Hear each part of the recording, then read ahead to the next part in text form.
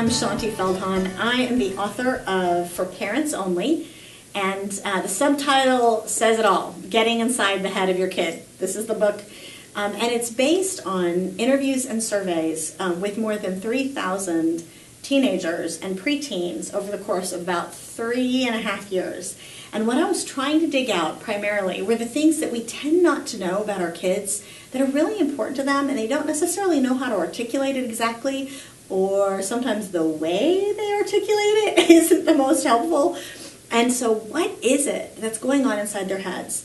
At the Hearts at Home conference, I described it like if you, in the middle of a conflict, when you hear them shout, "You're just not listening to me," after you've been listening for 10 minutes, wouldn't you love to be able to peel back their head and look into their brain and read their mind and figure out what is it that they're thinking right then?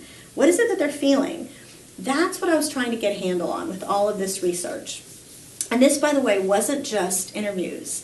It was also surveys. Over the course of the last number of years, I've done 3 nationally representative surveys of teenagers to get at what some of these inner needs and thoughts and fears are.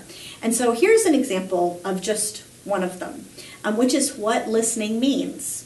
When you're thinking of that, "You're just not listening to me." What listening means to a child is actually very different than what you might think, because it is true that you hear, "You're just not listening to me," after you've been listening for some time and you think you're doing a good job. So here's the difference. There's actually 2 things we need to know. The first thing is that especially for teenagers, this also applies to preteens, and it applies to the younger ones to some degree. But certainly when you get to the teenage years, the hormone mix and everything that's going on inside their bodies, and literally the brain chemistry is changing.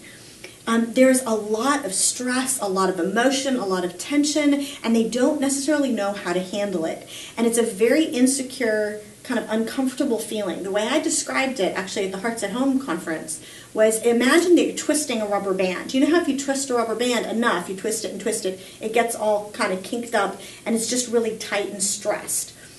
Imagine that being the emotional life of your child. It's just tight and it's stressed, they're upset, they don't know what they're thinking, they don't know what they're feeling. And so what we want to do, often when they come to us with a problem, and they're agitated, and usually especially agitated, this happens when they're especially agitated, they come and they're like, "Mr. Johnson made fun of me in front of the whole class."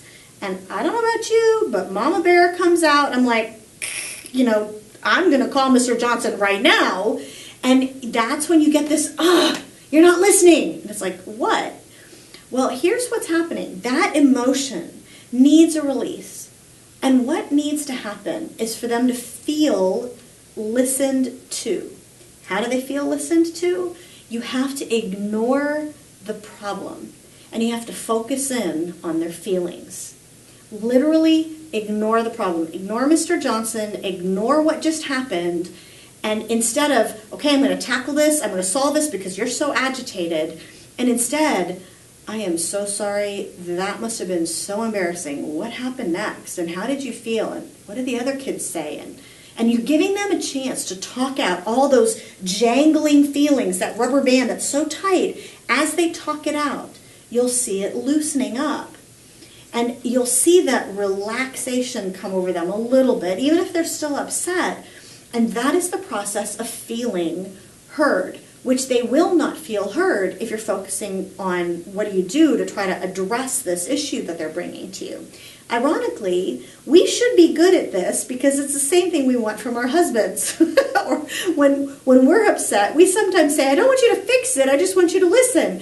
And the husbands are like, "What does that mean?" Because usually they feel like they have been listening for 15 minutes. It's the same thing, only ironically what we found on the survey is that it was the same for both boys and girls. It was the same for our sons and our daughters, not just our daughters.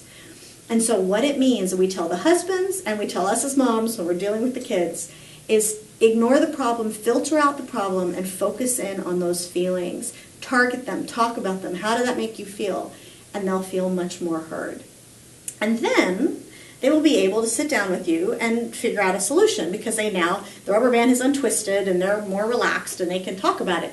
Although a lot of the kids said the same thing that us as wives or girlfriends sometimes say, which is, after you felt heard, you don't really need a solution sometimes. It's just you needed to get those feelings out. And so they may or may not actually need you to call Mr. Johnson. They just needed to talk about it. And so that's an example of what will help them feel listened to. Now, I said there was a second thing, though, that you needed to know. And that's, how do you get them to talk to begin with? Because you can't listen to them if they won't talk. And that's often an issue, especially as they get to the preteen and teenage years. And so here's the secret. There's just one secret. This is simplistic, obviously. But we did find with these 3,000 kids that this did come out on the survey. And that is 3 words. Don't freak out. There you go. That's your secret to getting them to talk to you. If you will stay ultra calm, they will talk to you. Now, what is freaking out? Okay, freaking out, you might tell your, let's say your daughter says, I kind of think he's kind of cute. And if you say, oh, I love him, Mom, don't freak out. Okay, that is a signal of the fact that freaking out isn't just about negative things. Freaking out is the display of any emotion whatsoever. And if you can remain ultra calm and, ooh, tell me more, you'll hear the most amazing things. Again, I was telling the women at Hearts at Home that one of the things I think is hysterical is that there was one pastor who was saying that his son came to him and was telling him these things. He was like, really? And then the police showed up. And then what happened? Interesting. And how many of your friends were in handcuffs? Wow. Interesting. And he was completely calm. And then he went back into the bedroom with his wife later. Was like, can you believe he just told us this? And that's an example. You will hear so much more if you can remain ultra calm. And then you can apply your new stellar listening skills to listen to the feelings rather than to the problem. And suddenly you and your kids will have much better communication. That is a tour guide into your child's mind, courtesy of the kids themselves.